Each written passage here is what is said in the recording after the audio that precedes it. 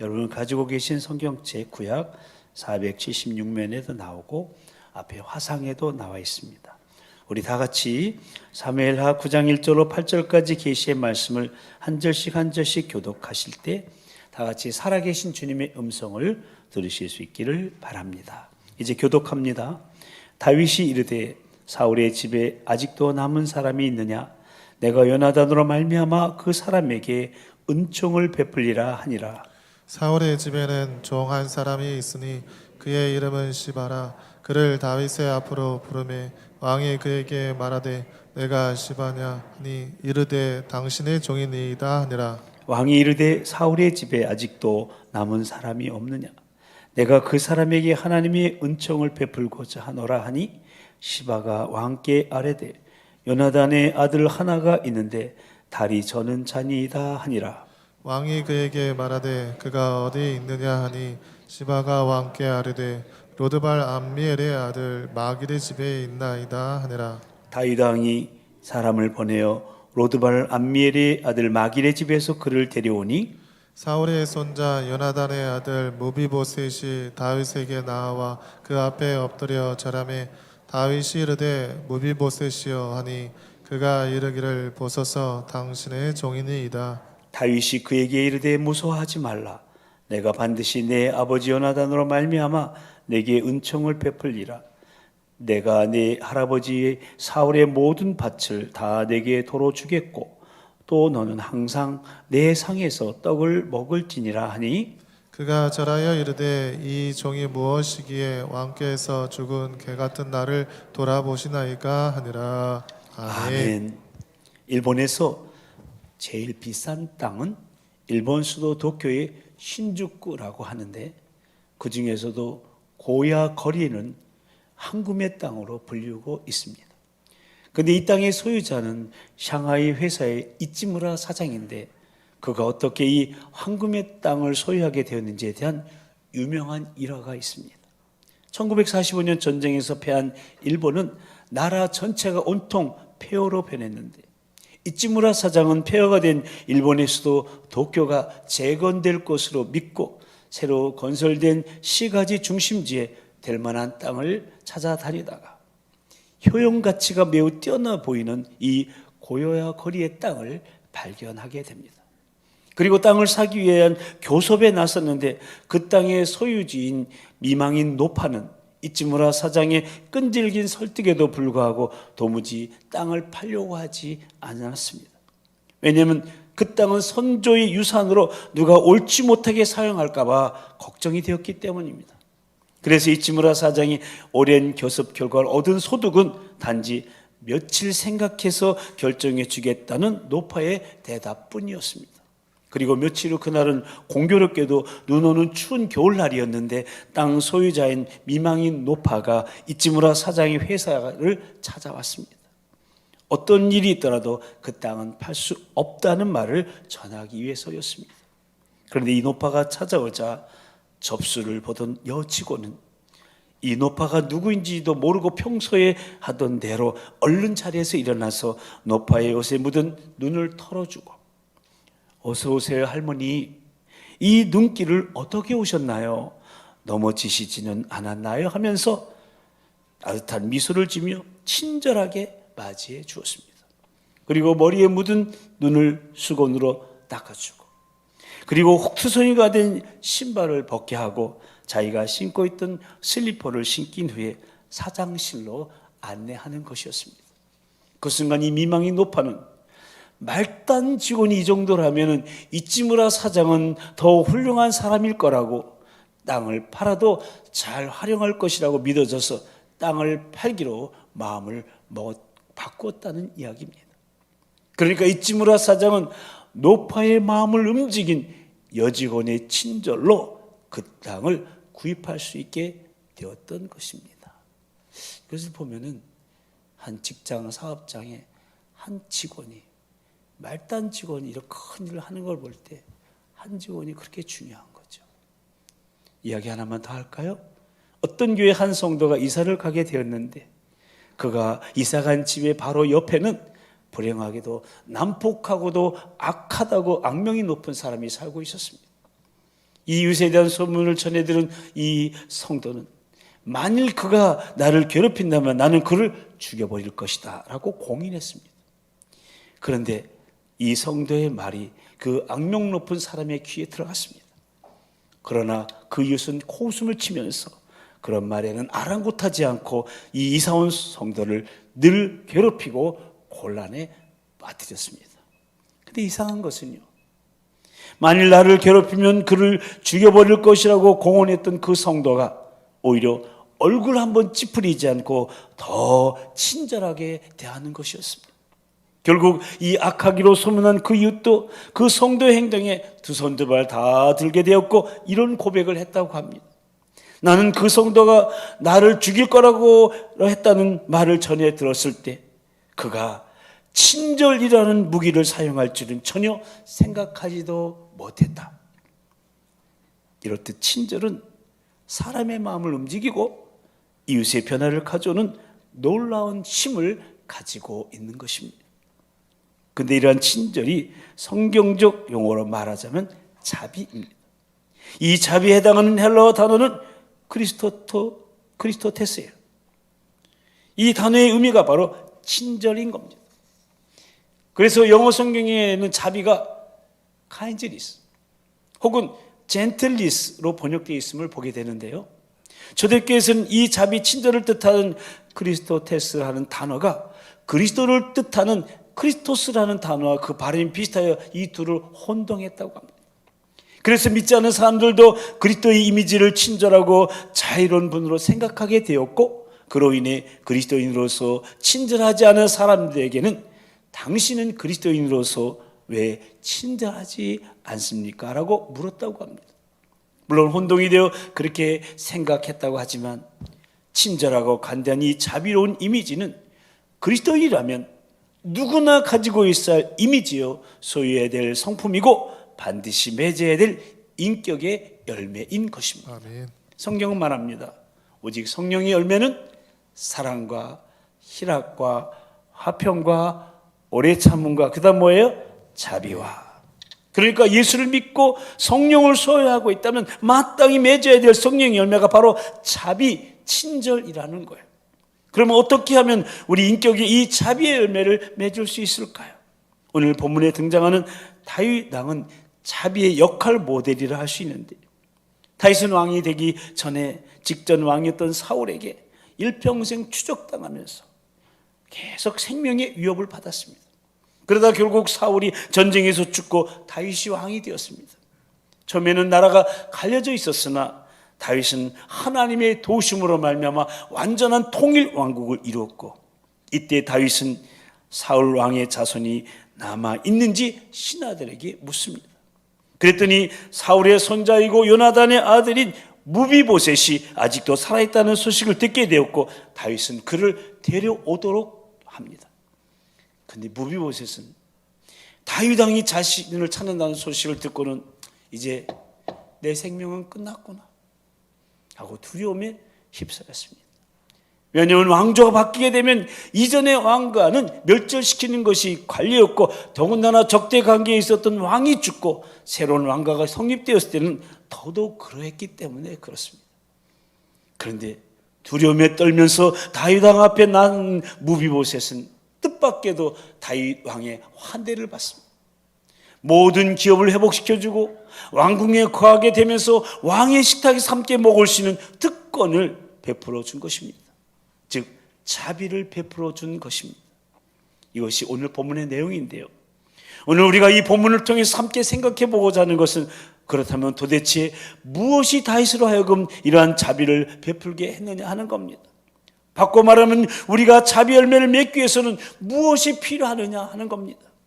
그 대답을 우리는 오늘 본문에서 세 가지로 생각해 볼 수 있는데요. 먼저 자비의 은총을 체험한 자로서의 수혜 의식이 있어야 되는 거예요. 한번 같이 읽어보실까요? 시작.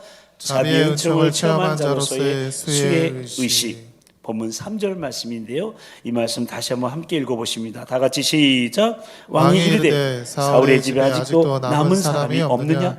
내가 그 사람에게 하나님의 은총을 베풀고자 하노라 하니 시바가 왕께 아뢰되 요나단의 아들 하나가 있는데 다리 저는 잔이다 하니라. 여기서 우리는 다윗이 나의 은총을 베풀겠다고 하지 않았어요. 하나님의 은총을 베풀겠다고 했음에 주목해 봐야 됩니다. 이 은총이라는 말은 히브리어로 헤세드인데, 이 헤세드는 하나님의 성실성에 근거한 사랑을 말합니다. 그러니까 상대가 저주를 받아 마땅한 대상임에도 불구하고 그를 불쌍히 여겨 그를 저주하는 대신에 오히려 선대하고 친절을 베풀어 주는 것, 이것이 바로 구약 성경에 250회나 나오는 헤세드예요. 이 헤세드가 신약에서는 자비를 뜻하는 헬라어 크레스토테스입니다. 그러니까 지금 다윗은 이 하나님의 성실한 사랑, 하나님의 무조건적인 그 자비의 은총을 베풀겠다고 하는 겁니다. 그렇다면 다윗이 어떻게 이를 하나님의 자비를 베풀겠다고 하는 것일까요?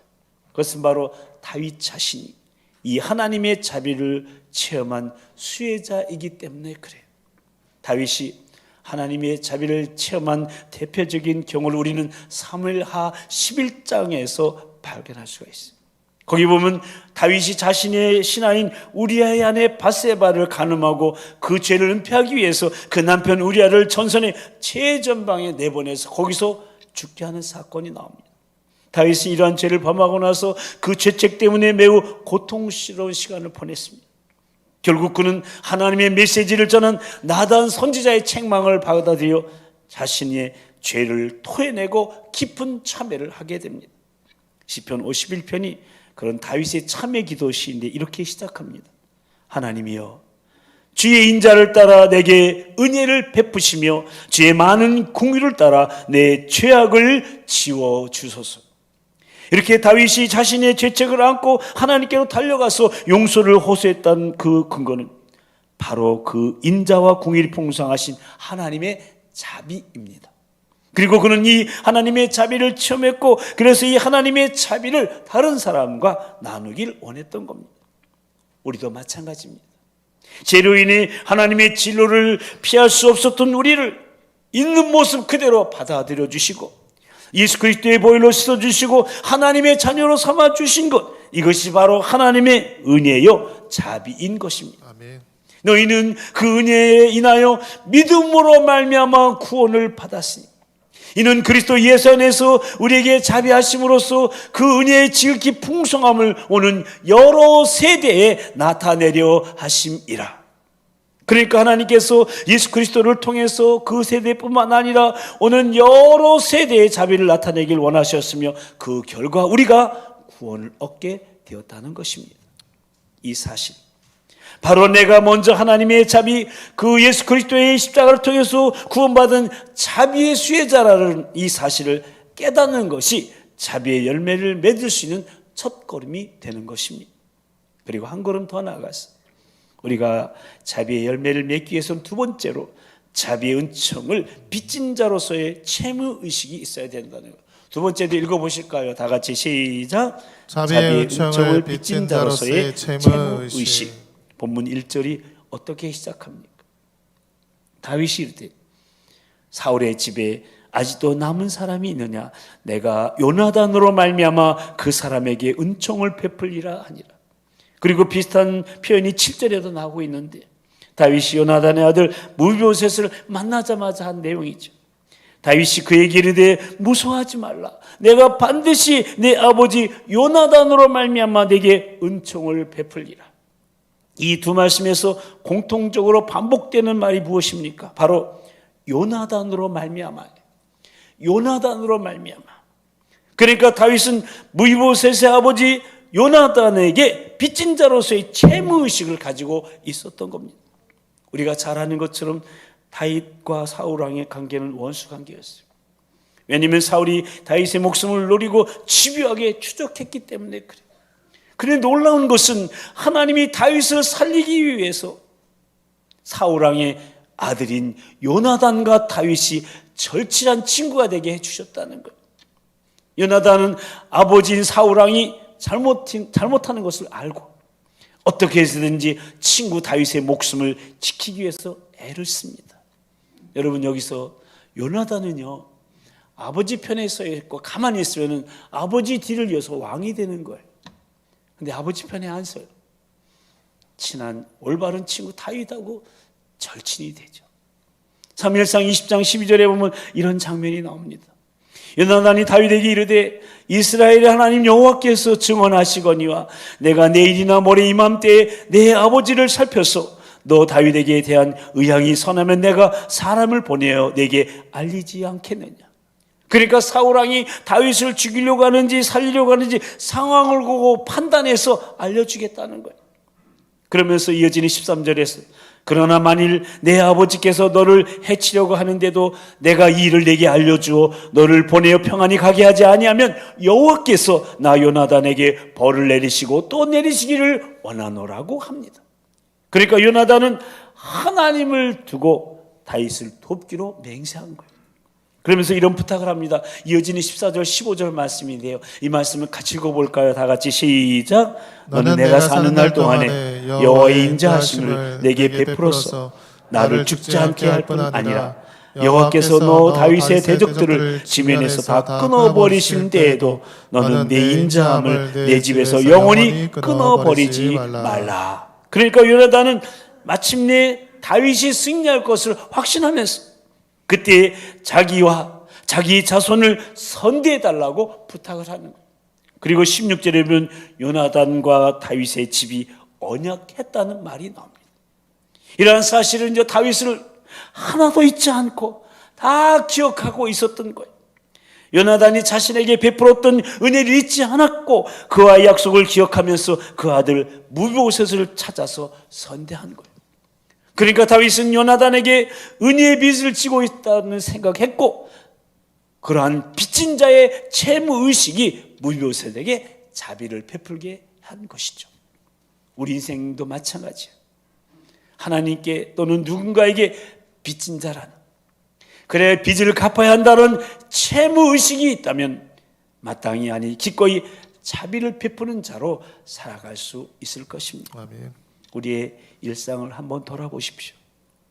가장 비근한 예로 우리가 매일 먹는 밥 한번 생각해 볼까요?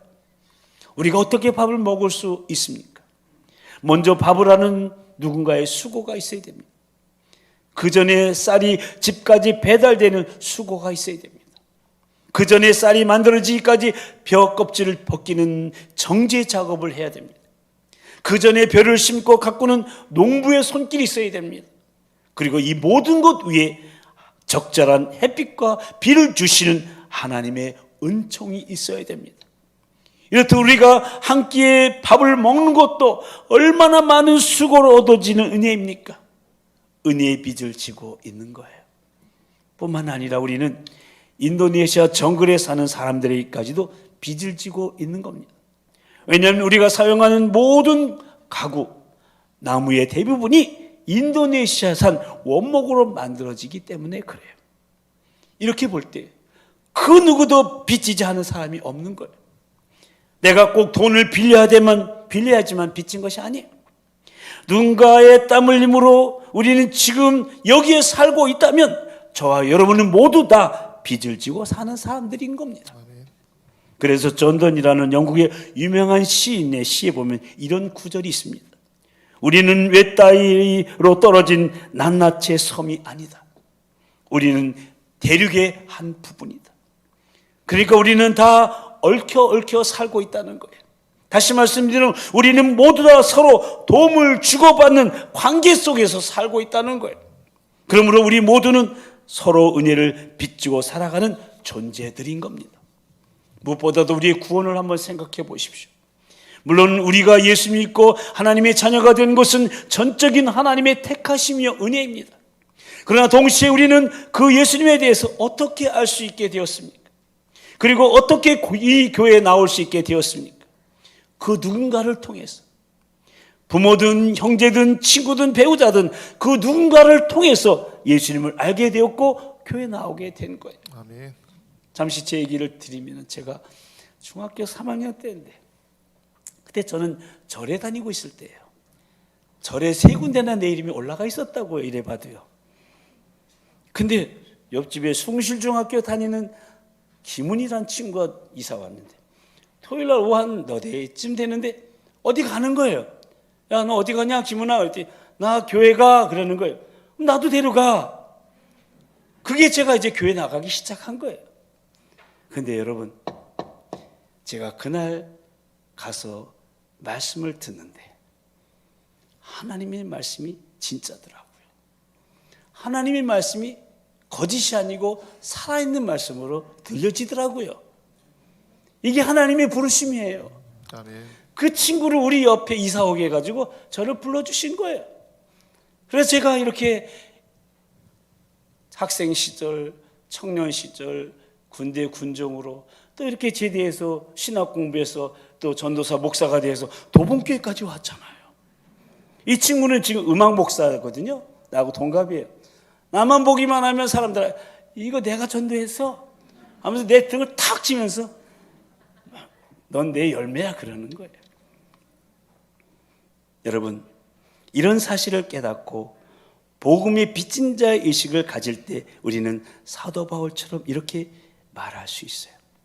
헬라인이나 야만인이나 지혜 있는 자나 어리석은 자에게 다 내가 빚진 자라. 아멘. 다 같이 나는 빚진 자입니다. 나는 빚진 자입니다. 이따 나갈 때 인사는 어떻게 하는 거예요?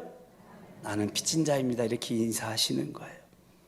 내가 만나는 이웃들에게 자비와 친절을 베풀 수 있게 되는 거예요. 5만 번의 기도 응답을 받은 그 아들의 아버지 조지 물러가 뭔가를 잘 잃어버렸다고 합니다. 조지 물러 같은 영적인 거인도 이러한 점이 있다고 생각하니까 좀 위로가 되지 않으세요? 아무튼 제가 말씀드리고자 하는 것은 이분이 물건이나 돈을 잃어버렸을 때 그것 때문에 괴로워한 적이 한 번도 없답니다. 오히려 이렇게 기도했다고 합니다. 하나님, 필요한 사람이 그것을 가져가서 잘 사용하게 해 주세요. 여러분, 이것이 바로 빚진 자의 의식이요, 그리고 그 의식이 바로 조지 물러로 하여금 영적인 거인이 될 수 있게 한 거예요. 그렇습니다. 우리가 이런 빚진 자의 의식이 있을 때 잃어버려서도 괴로워하지 않고 빼앗겨서도 억울해하지 않고 내가 가졌다고 내 것이라고 움켜쥐지 않고 넉넉한 마음으로 이웃에게 자비와 친절을 베풀시는 삶의 여유가 생겨나게 되는 것입니다. 아멘. 마지막 세 번째로 우리가 자비의 열매를 맺기 위해서는 자비의 은총을 베푸는 자로서의 가족 의식이 있어야 되는 거예요. 세 번째도 같이 읽어볼까요? 시작. 자비의 은총을 베푸는 자로서의 가족 의식. 사울 왕의 손자인 무비보셋은 어쩌면 다윗 왕의 원수예요. 살려두면 나중에 힘을 귀합해 다시 일어나서 다윗의 왕자를 위협할 수 있는 존재이기 때문에 그래. 그러나 다윗은 무비보셋을 원수로 대하지 아니하고 아들로 대합니다. 저는 이것이 하나님이 우리를 대하시는 방식과 똑같다고 생각합니다. 우리는 하나님과 원수였습니다. 거룩하신 하나님 편에서 볼 때 죄의 문제를 해결하지 않는 우리는 하나님의 진로를 받을 수밖에 없는 하나님과의 원수 관계에 있는 거예요. 그러나 하나님께서는 우리를 원수의 자리에 그대로 두지 않으셨어요. 그걸 원하지 않으셨어요. 그래서 화목제물로 예수 그리스도를 보내셨습니다. 그리고 그분이 화목제물이 되셔서 저 십자가에서 피 흘려 돌아가심으로 우리는 하나님과 화목한 관계를 맺게 된 거예요. 아멘. 그것을 바울 사도는 이렇게 증언하고 있는데요. 함께 읽어보실까요? 시작. 이제 우리가 그의 피로 말미암아 의롭다 하심을 받았으니 더욱 그로 말미암아 진노하심에서 구원을 받을 것이니 곧 우리가 원수 되었을 때 그의 아들의 죽으심으로 말미암아 하나님과 화목하게 되었은즉. 아멘. 그래서 우리가 믿음으로 하나님 앞에 나왔을 때 그분은 우리를 자녀로 받아주셨습니다. 즉 그분의 자비로 품어주셔서 원수가 자녀가 되게 된 겁니다. 아멘. 이러한 사건이 가장 극적으로 나타나는 경우가 바로 그 유명한 돌아온 탕자 이야기입니다. 아버지에게 갔어요. 둘째가 내 분기, 내 유산, 내 풍기수를 다 주세요. 그것을 챙겨가지고 아버지를 멀리 떠났어요. 그 원수 같은 아들이 재산을 다 탕진하고 철화하고 비참한 모습으로 돌아왔을 때 아버지는 그 아들을 어떻게 맞이했습니까? 이 왼수야, 꼴도 보기 싫다, 당장 내 집에서 나가, 이렇게 하지 않았어요. 이 내 아들은 죽었다가 다시 살아났으며 내가 잃었다가 다시 얻었노라 하면서 좋은 옷을 입히고 손에 가락지를 끼워주고 또 발에 신을 시켜주며 그를 아들로 회복시켜 주시는 놀라운 장면을 볼 수가 있습니다. 다윗에게도 이와 동일한 모습을 볼 수 있습니다. 지금 무브요셋이 어떤 처지에 있는 겁니까? 오늘 본문 4절에 보시면 그가 있던 곳이 로드발이라는 거예요. 이 지명의 뜻이 아니다, 없다, 드발, 풀을 가르칩니다. 그러니까 로드발은 풀이 없는 곳, 즉 황무지를 뜻하는 거예요.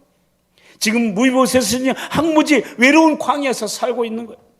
또한 그는 본문 3절에서 알 수 있듯이 몸에 장애를 가지고 있었어요. 요나단의 아들 하나가 있는데 다리 저는 자녀이다. 그리고 이 무브요셋이라는 그 이름의 뜻도 부끄러운 자라는 뜻이에요. 그러니까 이 무브요셋은 외로운 광야에서 절망적인 상태에서 그 이름처럼 부끄럽게 숨어서 살고 있는 존재예요. 그런데 그런 무브요셋을 다윗은 찾아냈어요. 그리고 그의 이름을 부르잖아요. 6절을 보십시오. 사울의 손자 요나단의 아들 무브요셋이 다윗에게 나와 그 앞에 엎드려 절하매 다윗이 이르되 무브요셋아, 내 아들 무브요셋아라고 부르는 거예요. 그리고 무서워 떨고 있는 무브요셋을 향하여 무서워하지 말라. 내가 반드시 네 아들 내 아버지 요나단으로 말미암아 내게 은총을 베풀리라. 그래서 여러분, 아버지들은, 부모님들은 좋은 걸 심어놔야지 되는 거예요. 그대로 거두잖아요. 내가 네 할아버지 사울의 모든 밭을 다 내게 도로 주겠고 또 너는 항상 내 상에서 떡을 먹을지니라고 말합니다. 그러니까 지금 다윗은 무브요셋의 기업을 회복시켜 주었고 왕의 식탁에서 함께 먹으며 왕과 교제하시는 특권을 준 거예요.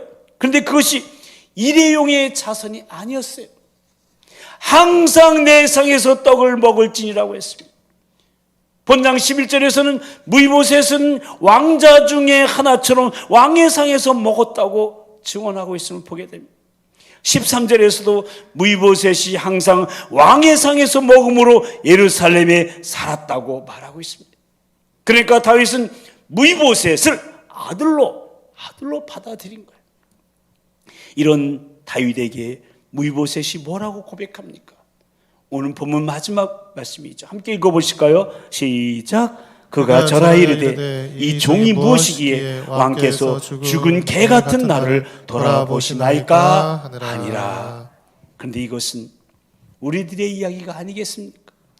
그런 우리를 하나님은 가족으로 받아들이셨습니다. 아멘.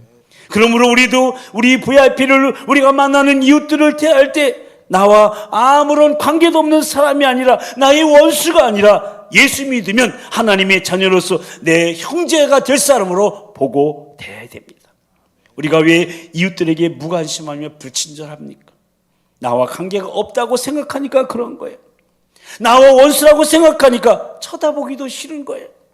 그러나 그들도 하나님을 아버지라고 부르는 내 형제 자매가 될 사람이다라는 가족의식을 갖게 된다면 좀 달라지지 않겠습니까? 믿는 사람들끼리도 때로는 좀 안 좋은 관계가 될 수 있습니다. 그러나 가족이라면 언젠가는 불화의 문제는 반드시 해결해야 되는 거예요. 그렇지 않으면 편안히 눈을 감을 수가 없어요. 그것이 바로 가족의식인 거예요. 다시 품을 수밖에 없는 마음, 그것이 바로 자비의 마음입니다. 아멘.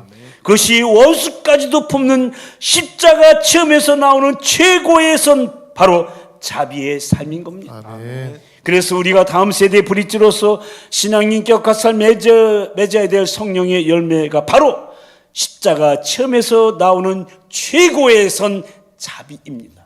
다 같이 한번 크게 읽어볼까요? 시작. 십자가 체험에서 나오는 최고의 선, 자비. 아멘. 아멘. 사랑 우리 도봉가족 여러분, 이제 말씀을 마치겠습니다.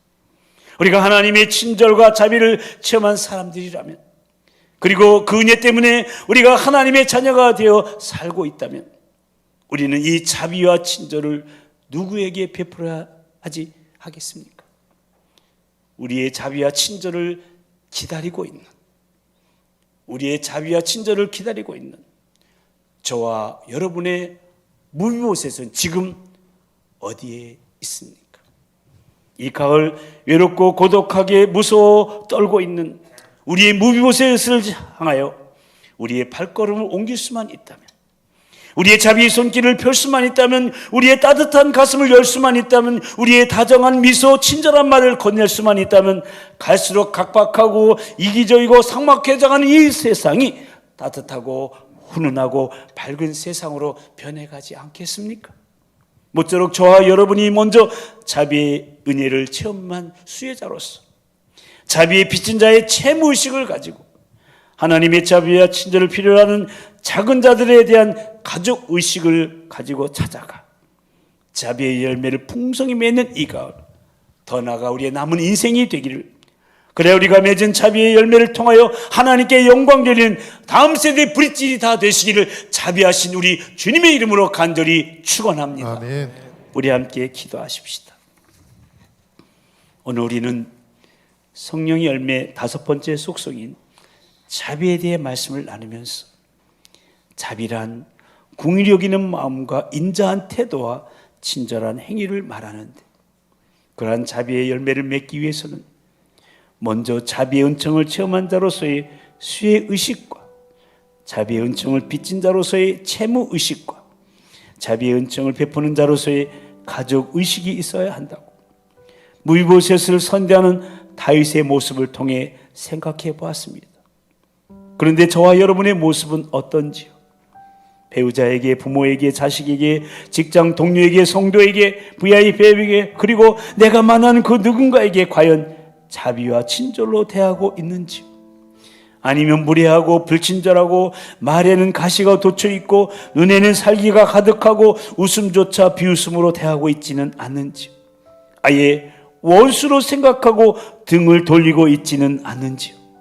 만약 그렇다면 우리는 아직 은혜를 모르고 있는 사람입니다. 우리가 그 놀라운 하나님의 자비하심으로 구원받아 하나님의 자녀가 된 이 은혜를 알고 깨닫는 사람이라면, 그리고 누군가의 땀 흘림으로 지금 내가 여기에 살고 있음을 생각할 수만 있다면, 다른 사람들 향해서 그렇게 무자비하고 불친절하고 무관심하게 그리고 원수처럼 대할 수는 없을 겁니다. 비록 나를 향해 욕하고 억울하게 하는 사람일지라도 다시 품을 수밖에 없는 마음, 그것이 자비의 마음이요, 그것이 원수까지도 품는 십자가 체험에서 나오는 최고의 선인 자비의 삶인 겁니다. 우리 이 시간 기도하십시다. 은혜 받은, 지금도 그 은혜 속에 살고 있는 자비의 수혜자임을 잊지 말게 해달라고. 그래서 다윗처럼 바울처럼 그 은혜를 갖고자 하는 빚진 자의 심정으로 나의 자비와 친절을 필요로 하는 나의 무비보셋을 찾아 자비와 친절을 베풀 수 있게 해달라고. 실로 신앙 인격과 삶에 있어서 자비 열매를 많이 맺는 다음 세대 브릿지가 될 수 있도록 성령님 도우시고 인도해달라고 자비로우신 우리 주님 한번 부르시고 다 같이 통성으로 기도하시겠습니다. 주여, 사랑과 자비와 은총의 주님, 오늘 자비에 대해서 하나님 깨닫게 해주신 주님을 찬양합니다. 궁휼히 여기는 마음, 인자한 태도, 친절한 행위가 우리에게 있는지 우리 자신을 돌아다보고 자비 은총의 힘을 체험한 자로서 수의 의식, 자비 은총을 빚진 자로서의 채무 의식, 자비 은총을 베푼 자로서의 저 가족 의식이 있어야 됩니다. 이런 다윗의 모습이 우리에게 있기를 원합니다. 하나님, 가까운 하나님 식구들에게, 하나님 아버지 직장 동료에게, 성도에게, VIP에게, 내가 만난 누군가에게 자비와 친절로 대하고 있는지 우리 자신을 돌아다봅니다. 혹 무례하고 불친절하고 가시돋친 말을 하고 살기가 가득한 눈으로 비웃음으로 원수로 생각하고 있지는 않았는가, 우리 자신의 부끄러운 모습을 얘기합니다. 이제는 하나님 오늘 주신 말씀대로 하나님 다윗처럼 바울처럼 예수님처럼 그렇게 살기를 원합니다. 아버지 하나님, 이제 하나님 나를 향하여 욕하고 억울하게 하는 사람일지라도 다시 품는 마음, 자비의 마음을 우리에게 부어주시고 원수까지도 품는 십자가 체험에서 나오는 최고의 선인 자비의 삶을 우리가 살아가게 하여 주시옵소서. 은혜 속에 살고 있는 자비의 수혜자를 잊지 않게 해주시고 하나님 빚진 자의 심정을 가지고 나의 자비와 친절을 필요로 하는 나의 무비모셋을 찾아가서 자비와 친절을 베풀 수 있게 해 주시옵소서. 그래서 이 가을에 자비 열매를 맺게 해주시고 우리의 남은 인생 동안 이 열매를 가득 맺는 하나님 예수님 닮은 다윗 닮은 바울 닮은 우리가 되게 해 주시옵소서. 우리 모두가 다 될 수 있도록 주여 도우시면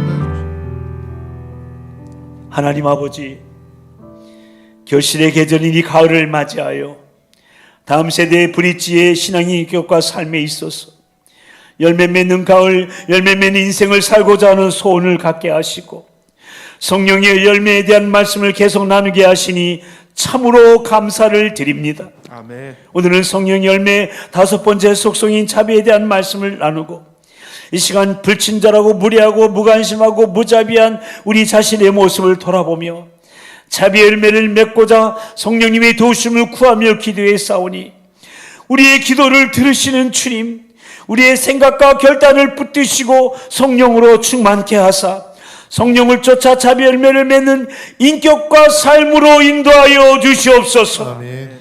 하나님의 은혜로 구원받고 그 은혜로 지금도 살고 있는, 그리고 우리의 모든 일상 속에서도 누군가의 도움으로 누군가의 땀 흘림으로 우리가 먹기도 하고 생활하고 있다는 사실을 한시도 잊지 말게 하시고 은혜 받은 수혜자로서 복음의 빚진 자의 심정으로 그리고 범사의 은혜를 갖고자 하는 채무의식을 가지고 그 누구에게든지 설령 나를 욕하고 억울하게 하는 사람일지라도 예수님의 십자가의 기억, 은혜에 기억하면서 실로 원수까지도 품는 십자가 체험에서 나오는 최고의 선인 자비와 친절을 베푸는 진정 자비로운 자가 다 되게 하여 주시옵소서. 아멘. 무엇보다도 예수 믿어 우리와 한 형제가 자매가 될 우리의 무비모셋을 가족 의식으로 찾아가서 자비와 친절을 베풀므로 영혼의 열매를 거두는 축복된 삶을 우리 모두 다 살아갈 수 있도록 성령님 도우시고 우리 한 사람 한 사람을 인도하여 주시옵소서.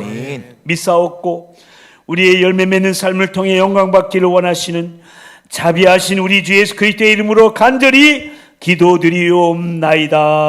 아멘. 다 같이 일어나셔서 찬송가 149장 자비 열매를 맺길 소망하며 찬양하시겠습니다.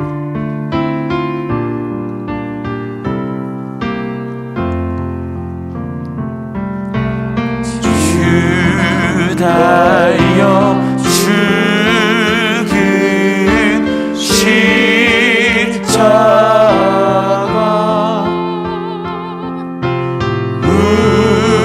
우리가 생각할 때 세상에 속한 욕심을 세상에 속한 헛된 줄 알고 버립니다. 헛된 줄 알고 우리 양손을 가슴에 얹고 죽으신 구주 밖에는 자랑을 말게 하소서. 죽으신 구주 밖에는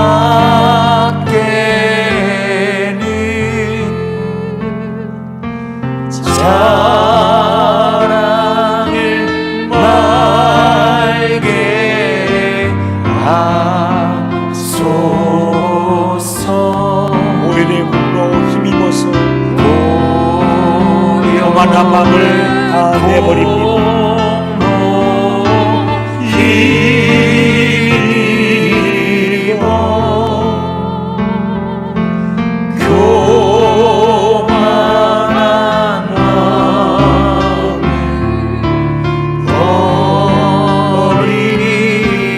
옆에 사람을 축복하며 못 박힌 손발 보니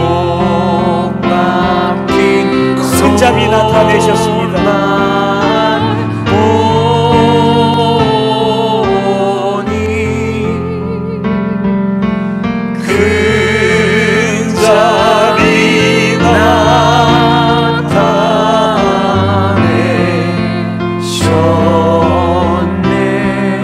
가시로 만든 면류관 우리를 위해 쓰셨습니다.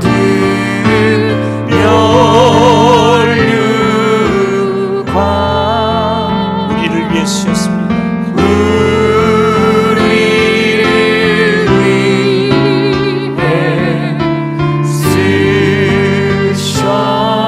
우리 양손을 높이 들고 온 세상 만물 가져도 주 은혜 다 갚을 수가 없습니다.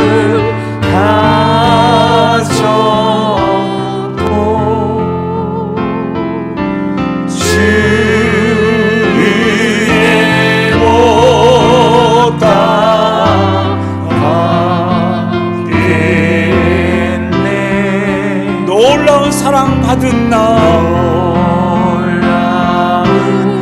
이 몸으로 잼을 삼겠습니다.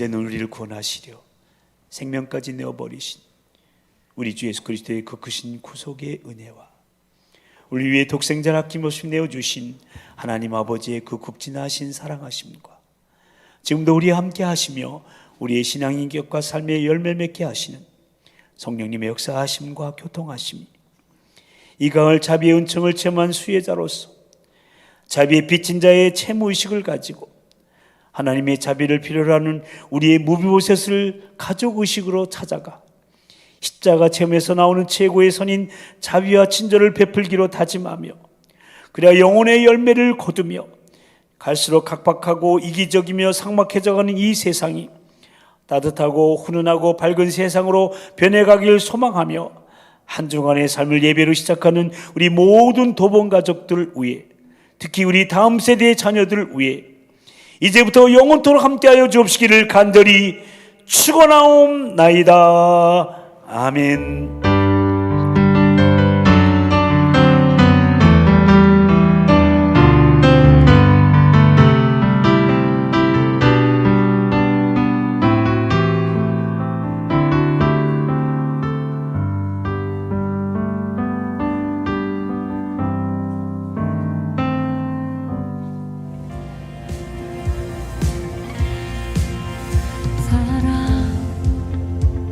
넘치게 주시는 사랑 날 자녀 삼아 주신 그 사랑 귀하다 하셨네.